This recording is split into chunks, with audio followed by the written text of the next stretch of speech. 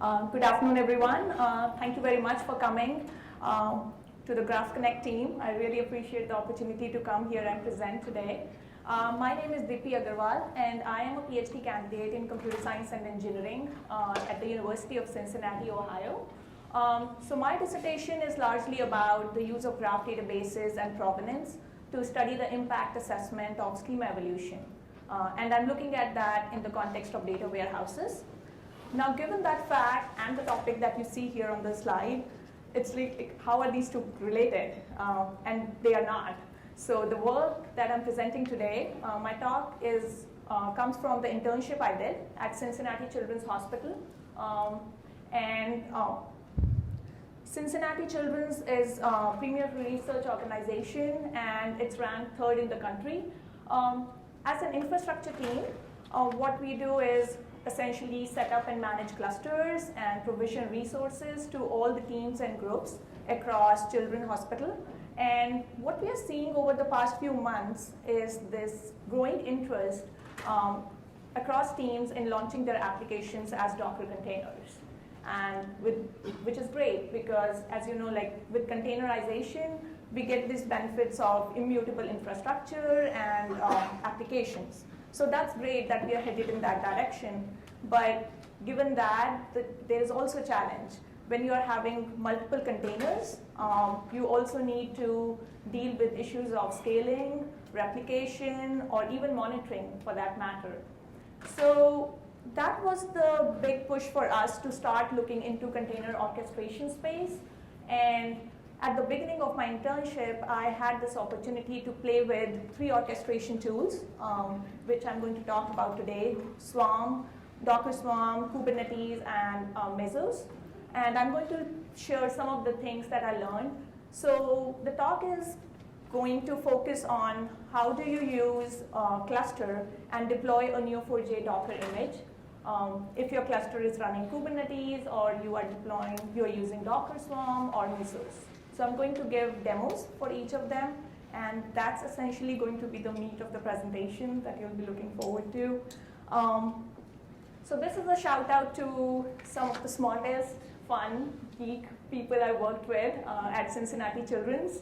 Prakash Vilayatham is the manager, technical lead, and excellent team.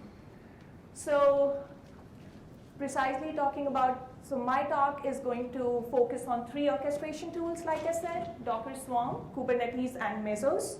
And I'll start by giving a big introduction of what orchestration is all about, then specifically these 3 tools, and then the demo. So at the end of the talk, I hope that you walk away with a general overview of what orchestration is, and also from the demos, you have an idea about how to launch Docker containers within a cluster using each of these 3 technologies. All right, so before starting with the orchestration tools, I want to touch base with what containerization is all about and what purpose do they solve. So can I have a show of hands here? How many of you know about Docker? Let's start with that. Oh, okay. And how many of you have actually launched and run some Docker containers? Most of you. So I'm just going to kind of quickly breeze through the slide then. Let me make that interactive. So when I say Docker containers, what are some of the things that come to your mind? What are some of the terms that you can think of with Docker containers? Anyone? Orchestration. What are some of the things that come to your mind when somebody throws this word, Docker containers? Sorry? Okay. Reuse. Abstraction of software from OS. Right, so you have that separation. Isolation, that's a big one. So the big idea of containerization is that you want to package your application in such a way that it's not just your application code that you have, but also you wrap all the dependencies that it needs. So if your code is using some libraries, some runtime environments, you want to package all that together and ship that as a container. And what that offers us is these features of portability, isolation, like you said. So I found this analogy in this book by James Turnbull, and I thought that was a really good starting point here, like starting comparing conventional containers, ships goods, and now we are talking about Docker containers, which is shipping software. And the big benefit we get by using containerization in general is you don't run into this, oh, this code runs on my machine, but when you move it to another machine, oh, there are errors there because there are some libraries missing and stuff like that. So containerization really avoids these runs on my machines issues. And I do want to mention here that the idea of containerization is not new, but definitely Docker deserves the credit for bringing it to attention and making it really popular. And this is a report compiled by a company called Datadog, which shows the trends in the growth of interest in Docker. And it shows you actually numbers about how the interest has increased by 30% in 1 year. And they are the company which actually does the monitoring for all these container technologies. And then there is this graph showing that the number of containers which are launched, they have increased by 5 times. So just to give you some numbers here, that we all know that Docker has been really popular over the last few years, but this was a report that was launched. And here is a Neo4j Docker file. So this is how a Docker file looks like. It's a simple text file with the commands that you would usually run on shell, but there are some, since everybody here knows Docker, I'm going to really go fast here. So we are having environment variables, commands for downloading and installing Neo4j, ports, and how do you running the command. Now, all right, if we are talking about building and running one container, we know how to do that. You can build an image, the first command builds an image, and the other one actually runs a container, launches a container based on that image. So far, so good. But what we do realize here is that Docker by itself is not enough. When you start talking about multiple containers, and when I say multiple, it can be hundreds, thousands, or even more. And if you look at Google, for example, they launch 2 million containers every week. So that's just an idea to give you an idea of the scale. And these numbers, I'm sure they have increased. That was like, I think 2 years ago when they launched, used to launch million containers. So when you're talking about that scale, then you have to take care of all the challenges that come with distributed systems. You have to think about scaling, you have to think about replication, you have to talk about fault tolerance, and then how do you actually make the containers communicate? So, and this is where orchestration comes in. This is the idea of going from launching one container on a machine to multiple containers running across a fleet of machines. So now, given that containerization has been really popular, even the orchestration space is pretty crowded. There are so many orchestration tools out there. This was a report by Newstat, and they give some numbers about the popularity of orchestration tools. And so Kubernetes, Docker Swarm, and Mesos are amongst the leading ones. And at Cincinnati Children's Hospital, since we started exploring that space, at this point, we are leaning more towards Kubernetes. And since I had a chance to explore these 3 orchestration tools, and they are among the leading ones, so my talk is going to be focused about that. But I did want to give you an idea about that there are many, many orchestration tools that are out there. So last year, there was this talk at Graph Connect here by Patrick Shenzhen and David McCogan. And they talked about containerizing Neo4j, and they gave a demo about how to launch this image on Microsoft Azure. So I just wanted to mention that because my talk is along the same lines, but I'm going to talk more about orchestration, multiple orchestration tools, Kubernetes, Swarm, and Mesos. All right, so now as a part of my talk, there are two parts to it. One is talking about the core concepts. So for Swarm, for example, I'll give you a high-level overview, what it is about, some of the core concepts that are involved, and then I'll switch to the demo. So the idea behind Swarm is essentially that you want to put a Docker API in front of a cluster. So if you're talking about one container running on a host, you have a Docker command line interface, you can talk to that. That's the left side.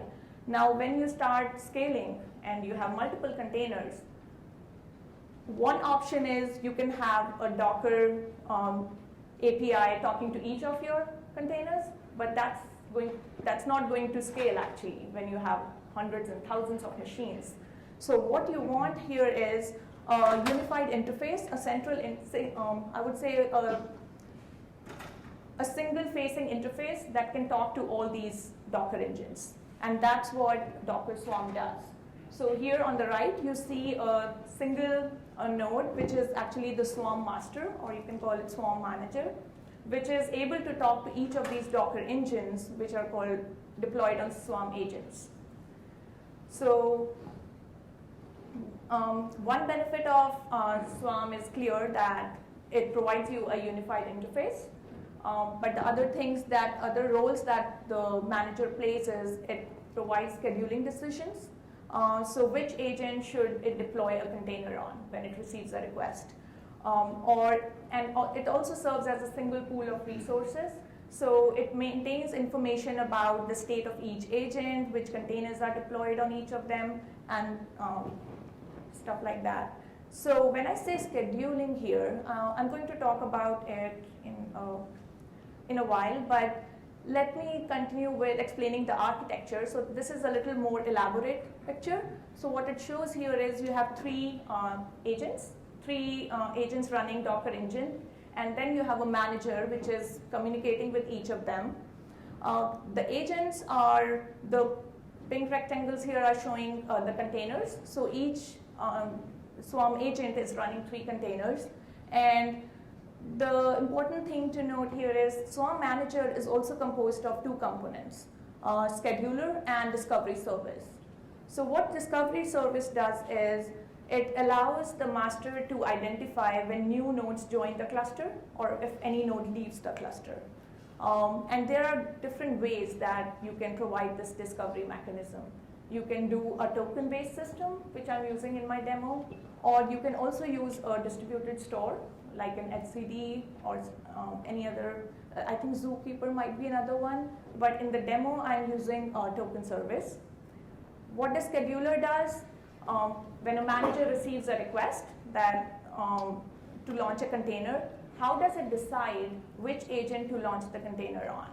Or if I say I want to launch this container and make sure this container has certain memory requirements, then how does it figure out? How does it filter nodes? Maybe one node doesn't have that kind of memory resources available. So scheduler takes care of all these decisions. And in Docker Swarm, there are 3 different types of scheduling strategies. One is spread, which is the default one. So when you launch a container, whichever node has the least number of containers running, it will deploy that container there. And that's the default, like I said. And then bin pack strategy optimizes the node which is most packed. So instead of spreading the containers across nodes, it will try to fill one node first before moving on to the other one.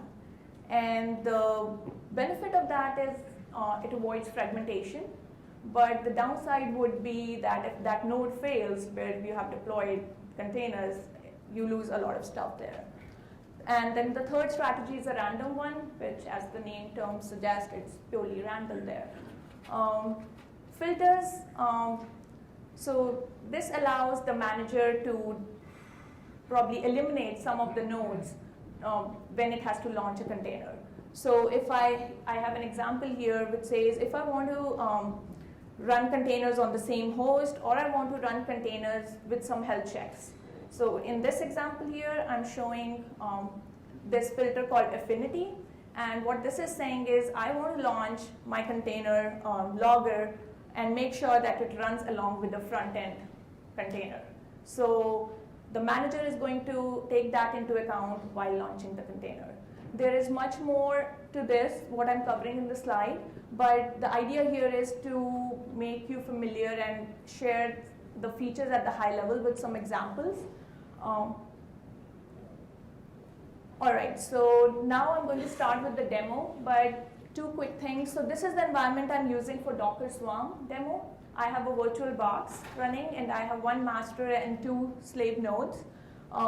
And these are, since I talked about discovery service and these scheduling strategies, bin pack, I wanted to show you that how you can actually change the strategies. So by default, Docker Swarm follows spread. So it will just launch your container on a node which has least number of containers, right? But if you want to change that, if you want to do launch containers based on bin pack, then that's supported. And then I have, on the top, I showed the commands for how do you use the discovery service using tokens. You can find all that documentation on Docker website, but I just wanted to bring that to your attention. And now I'm going to show you the demo here. So with the demo, what I have done is, in the interest of time, I have a recorded video that I'm going to play along, and I'm going to explain as I go. So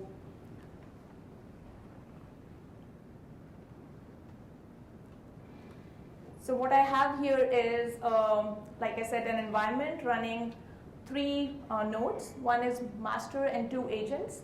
And this is the VirtualBox here. So the first thing I'm doing here is to point my Docker environment so that it launches my commands on the Swarm master.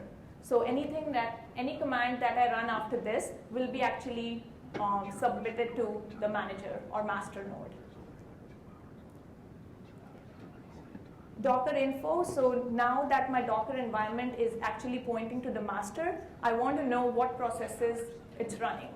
And since I'm pointing to the master, it will give me a unified view of the whole system I have. It will tell me which agents are running and about the processes running on itself. So I have Docker info here.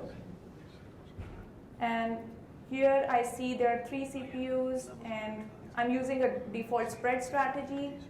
Then this is the first agent, second one, and the master itself here.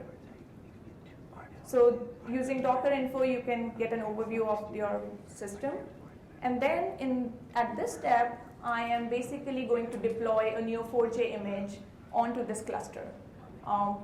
The important thing to note here is you have to make sure that your Docker environment is pointing to the master node.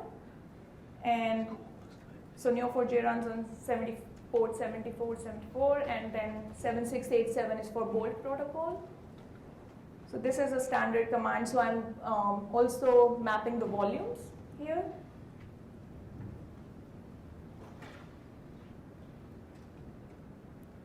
And other thing to note here is this parameter called -e reschedule on node failure. So I'll show in a short while that when I try to bring that node down on which Neo4j is deployed, how it automatically backs it up and reschedules it on another node which is running. So Docker Swarm takes care of that by itself. I'm going to speed this up a little bit. All right, so I have Neo4j running here. And if I do a curl, now I want to know which node it launched that container on. So I can do docker ps, and I can see that it was the agent 1 that it launched that container on. And now I can just curl with the IP address of that node. So here I have, so here I did a curl on that node's IP at the port 7474, and wait, I think I just jumped.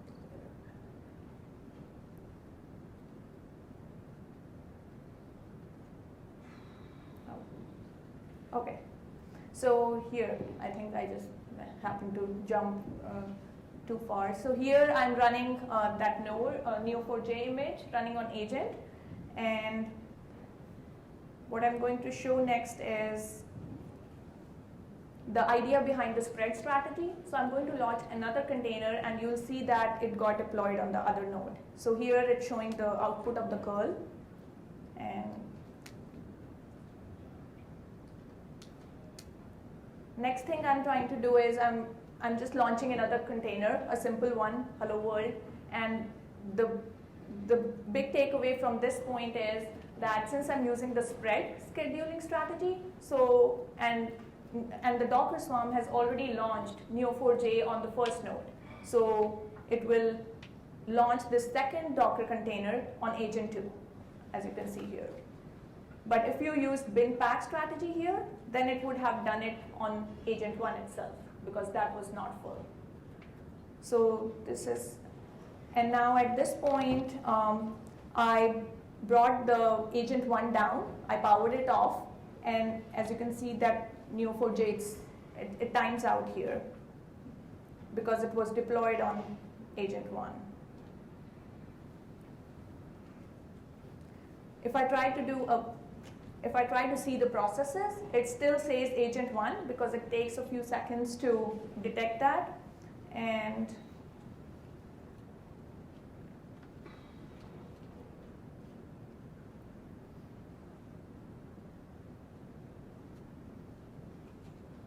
okay, so I tried to see the processes again, and now it's gone. So, and I'm going to fast forward this because to see that it comes back up.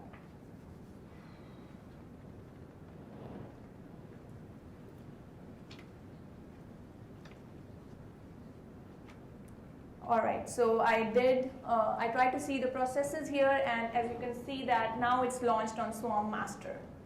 Now the natural question to ask is, why is it launched on master and not why not on agents? Because agents are the nodes which are actually responsible for running the containers. The important thing to note here is that in a production environment, it will be like that. Your master is only responsible for dispatching the request to the agents. But since this was a development environment, a learning environment, Swarm Master is actually behaving both as a master and an agent. So that's why it selected master as one of the nodes to run that container. So those were some of the features I wanted to illustrate with Docker Swarm. So how you can reschedule some containers on node failures, or what's the whole architecture looks like. And next, coming back to the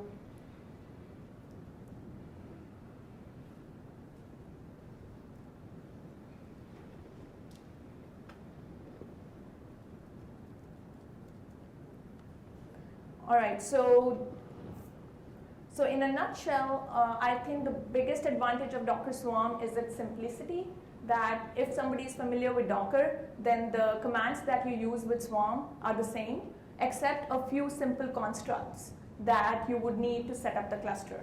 Other than that, if you're familiar with Docker, the learning curve is not that much. And then with Docker 1.12, there are several features such as auto-scaling. They are made much more simpler. Just as an example of this, so if you want to scale your application, you can just say Docker service scale, name of the application, and the new workload. So I'm just scaling it to 100 here. And I'm going to talk about Kubernetes after this, but you will see that Docker Swarm 1.12 is also leveraging some of the concepts that Kubernetes does, like the levels of abstraction that we talk about. Here we are using the concept of services. It's sort of inspired by Kubernetes. So, but again, a little limitation of this is that it's limited by Docker API functionality. So if you really want to move out of that space, then you may have to explore other opportunities. But if you really want to stick with Docker and that serves your purpose, I think Docker Swarm is a good option to go, and especially with the new features like 1.12. So that was about Docker Swarm. Coming to Kubernetes. Both are orchestration tools. So what does Kubernetes provide above and beyond Docker Swarm? First thing, it comes from 10 years of experience, Google's experience in production. So if you're a Google's fan, so definitely Kubernetes is the way to go. Other thing is, there are much more concepts in Kubernetes. The level of abstraction is higher. And as I mentioned before, that Docker Swarm 1.12 is also leveraging some of the ideas there. So Kubernetes is a more stable and has been out there for a longer time. And at Children's Hospital, right now, we are leaning towards Kubernetes. So as I said, it's again a container cluster manager. So Docker takes care of the lifecycle management of your containers. And on one side you have that, and then the other side is Google Container Engine, which is essentially a hosted version provided by Google that runs Kubernetes. And the demo that I'm going to show you is going to run on Google Container Engine. So you have Kubernetes installed there, and I'm going to show you how to launch your containers there. Another thing about the demo here is there are two ways to demo these orchestration tools. One is, how do you set up a cluster? How do you set up your own cluster running Kubernetes or Mesos? The second part of it is, you have the cluster, now how do you use that? How do you deploy your containers on that? And these are two different parts of that. Just setting up the cluster can be a talk by itself. So in the recorded videos, I have already set up the cluster, and for Kubernetes, I'm using Google Container Engine, which already comes with a hosted version of Kubernetes.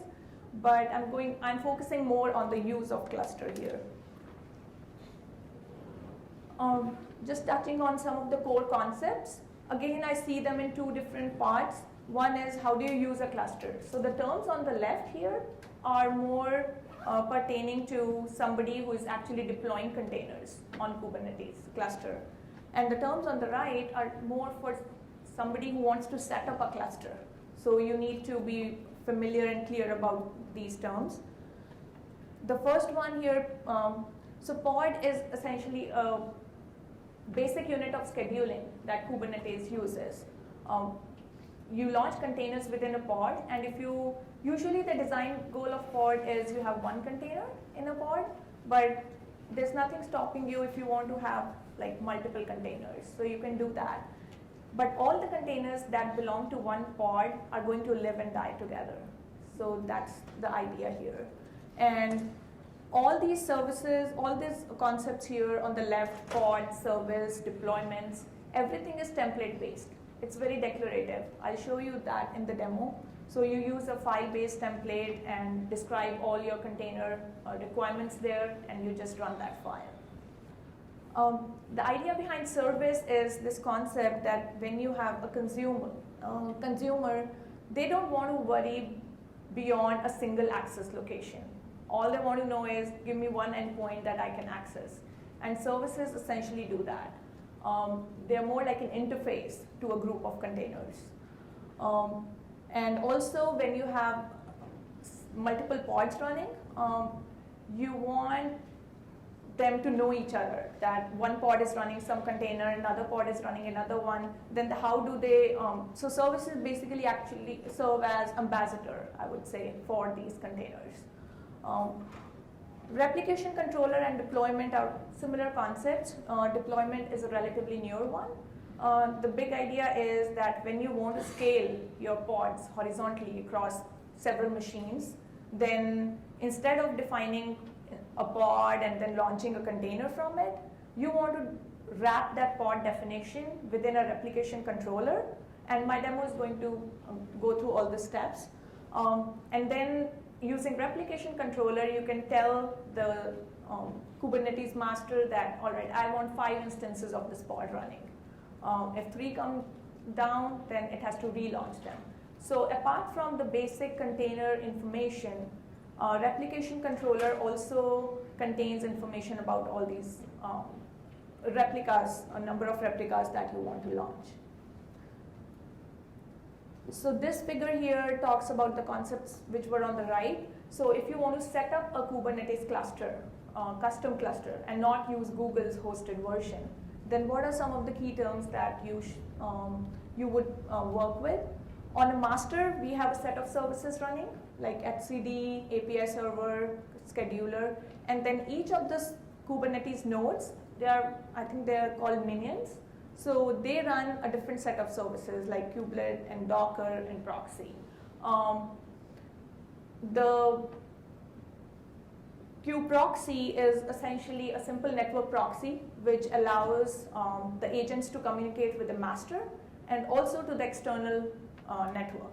So you can configure those settings there. Kubelet is basically responsible for again communicating with the master, but also making sure that all your containers within that node are functioning fine.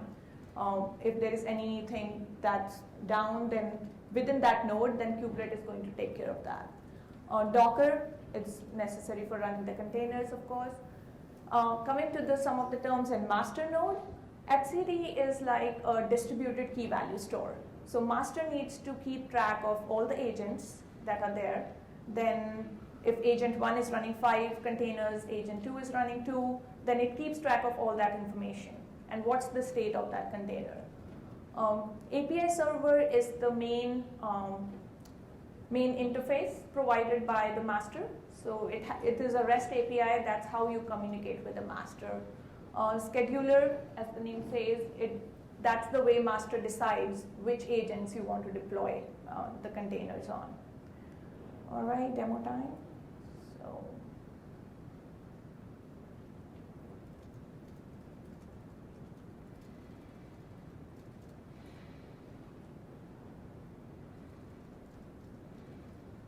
So here I'm showing, let me switch back. So here I'm showing a Kubernetes cluster that I have hosted on Google Cloud, and it's a 3-node cluster. And I have deployed Neo4j image. So the way you do that is you have this container registry, which is a central private registry from Google. So I have deployed Neo4j image on that.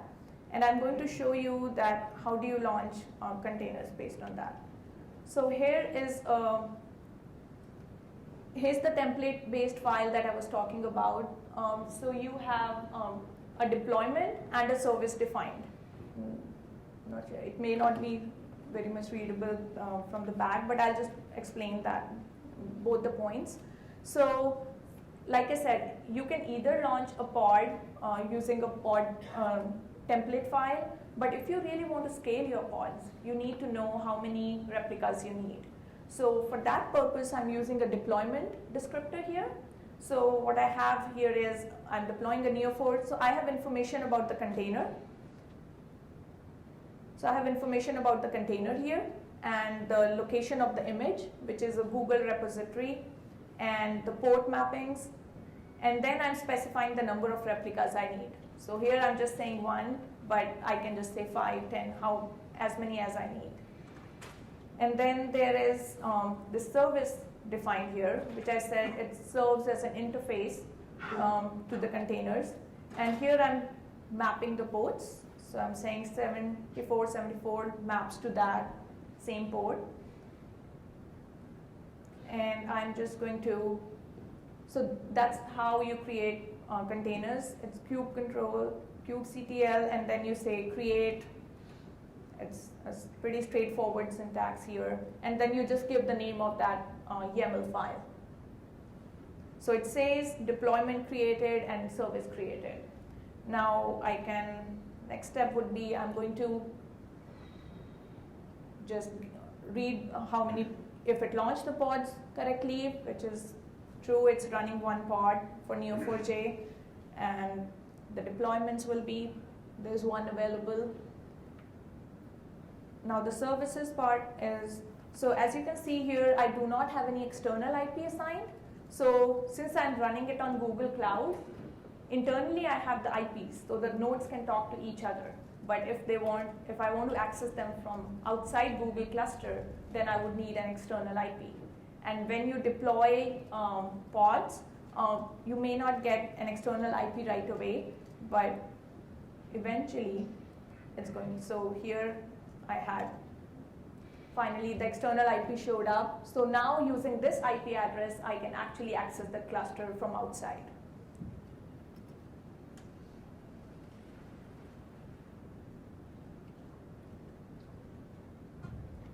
So I was trying, okay. So here I have that IP address, and now I'm just going to do a curl. And it gives the response back, which shows that Neo4j is running.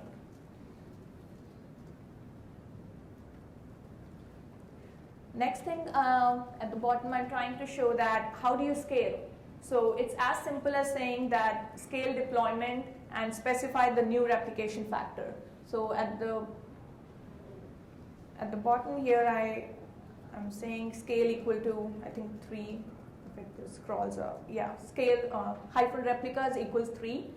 And if I try to see the number of pods now, it will show 3 pods.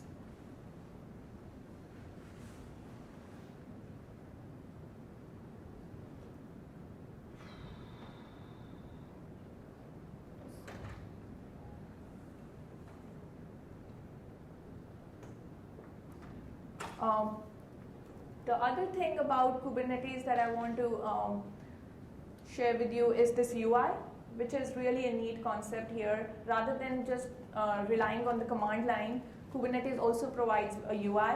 So you can go to that URL and you can see the different pods that are running, what are the nodes available, deployments, all that information that you can get from command line, you can actually also get it from the UI. So here I'm checking the nodes now, and it shows me all the nodes, what their state is, how long they have been active. So I think like having a visualization is it's a neat idea.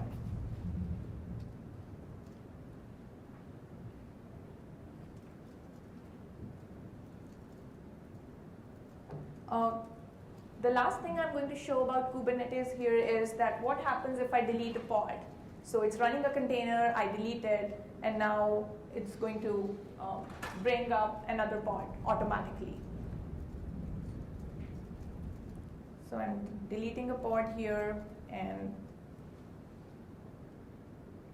deleted, and I try to get the new ones, and the one that I tried to delete is gone, and it automatically restarts another pod. And that comes from its feature of replication and auto-scaling. It takes care of all those things for you. If you do not want to go with any container orchestration tools, then you have to manage setting up all these services and managing them.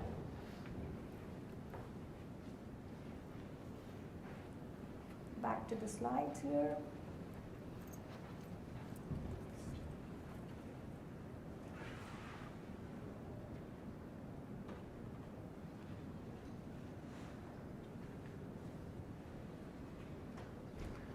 All right, so what are the advantages of using Kubernetes?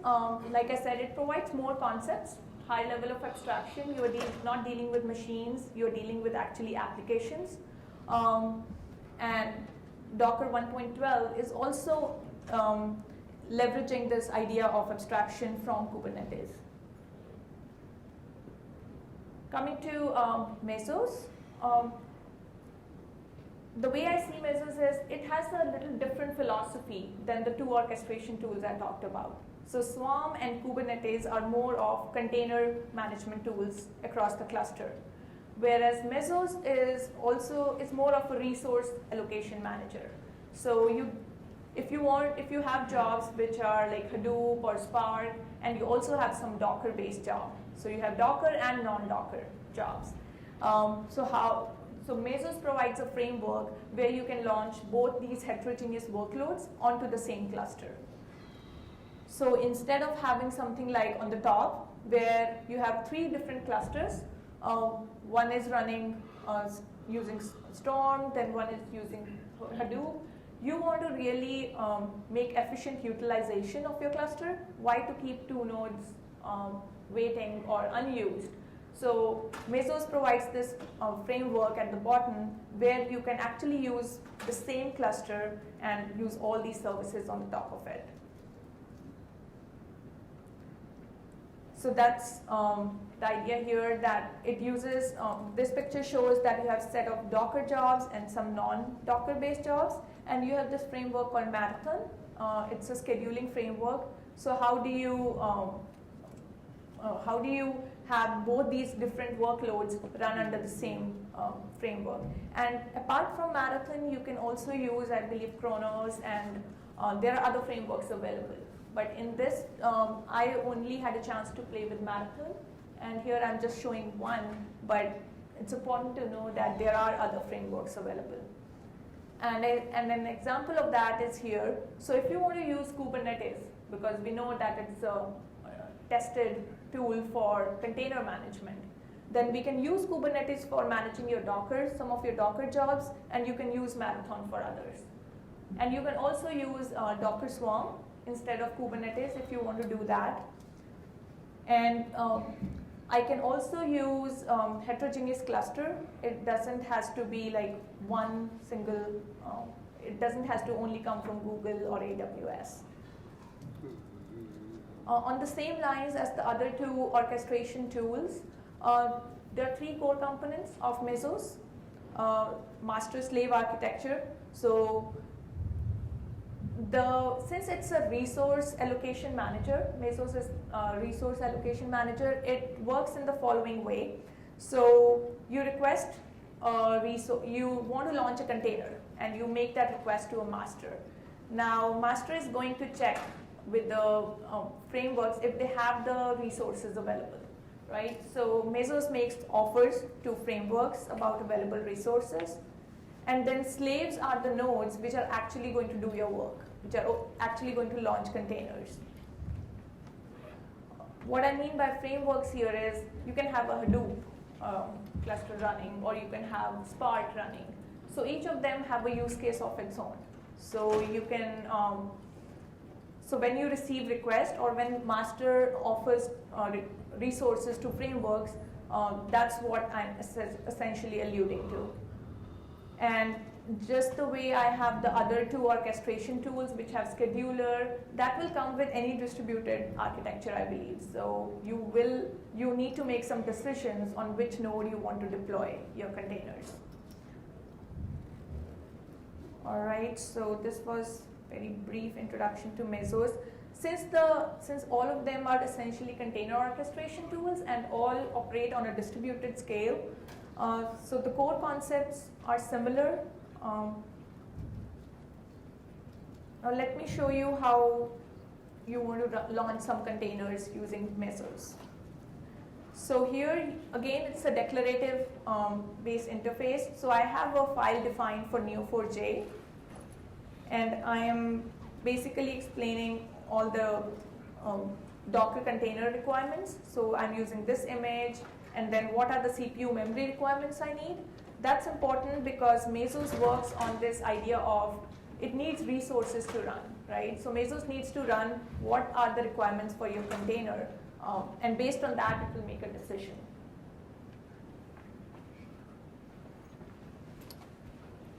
All right, so this is an example of how do you submit your job to a Mesos master.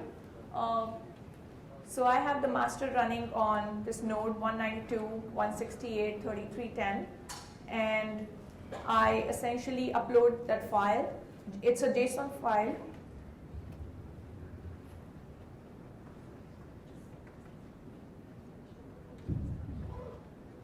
So I have it successfully uploaded, and you will see that I'm going to show it in the marathon.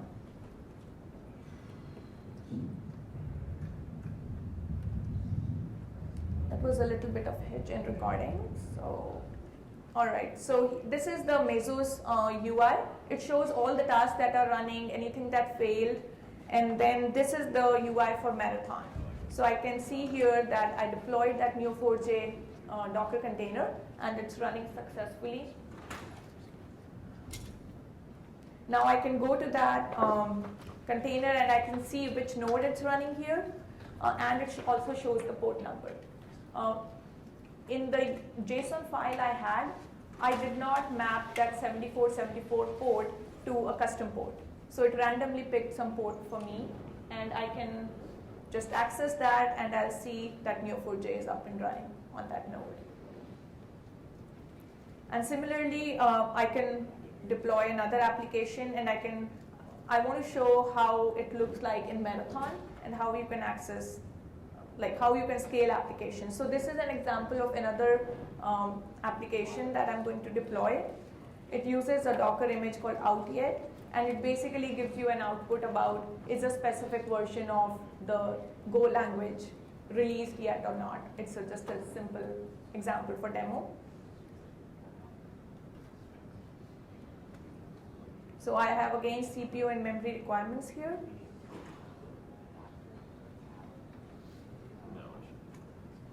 And in the same way, I'll upload that file and I'll submit that request to the master and go back to the Marathon UI. All right, so as you can see, it's showing delayed right now in the red, and then it will try again and start to deploy that application. So it's deploying right now, and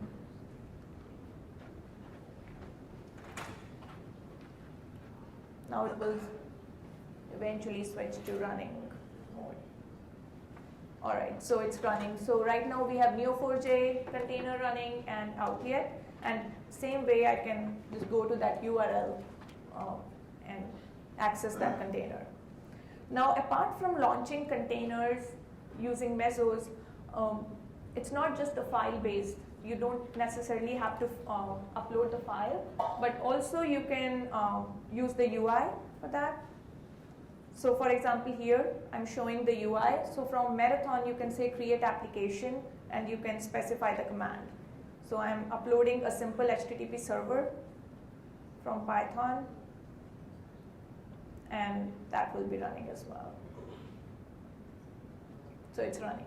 So you can upload jobs using a command line, REST API, or you can do it within Marathon.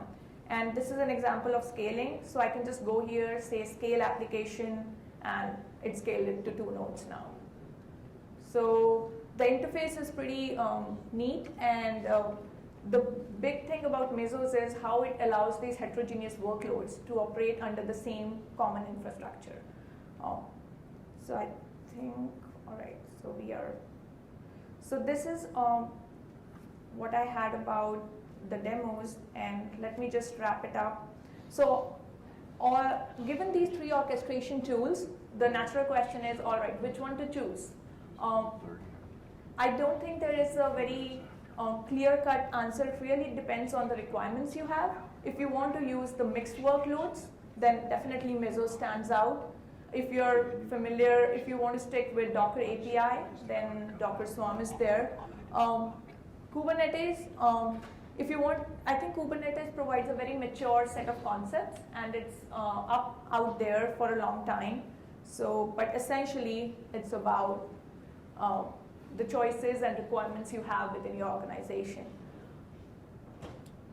So this is all I have. That's the end here of the talk. So the big idea I wanted to share here with the talk is to give a general introduction about all these 3 tools. How do you show how to launch your containers using each of them? And there's a lot more to each of them. So each topic for like Kubernetes or Swarm needs its own session. So I think I'll stop here, and if you have any, I'm open to questions.